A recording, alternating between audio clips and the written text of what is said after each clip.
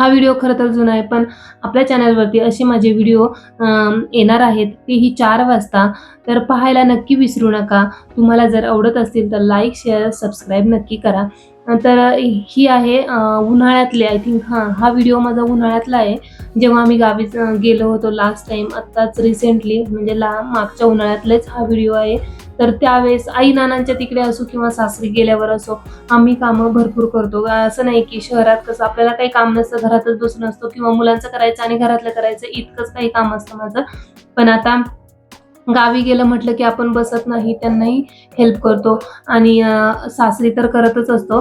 पण आई-नानांकडे गेल्यावर तर आणखीन जास्त करतो कारण की त्यांना तेवढीच थोडीशी विश्रांती आणि ते खूप कामं करतात. त्यांचं शेतकरी जीवन म्हटलं की खूप काही असतं. शेतीची कामं सतत चालू असतात. त्यांना कधीच आराम नसतो आणि जेव्हा आम्ही कधी जातो, त्यांची जी कामं चालू असतात त्यांच्यात आम्ही हेल्प करत असतो. आम्हाला ती करायला खूप आवडतात आणि लहानपणीही खूप केलेली आहेत.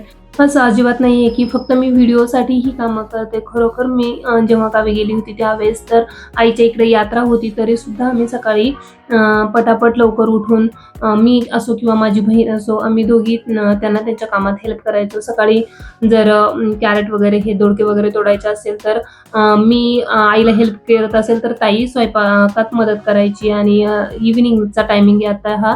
तर इव्हनिंगला घास घेऊन आता ती येतीये. तिच्या हातचा वडापाव आम्हाला खूप आवडतो म्हणून तिला त्या दिवशी वडापाव बनवायला लावलेला.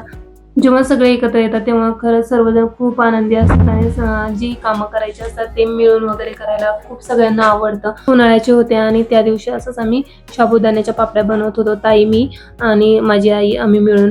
तर असेच व्हिडिओ तुम्हाला पाहायला आवडत असतील तर नक्की लाईक, शेअर, सबस्क्राईब करा.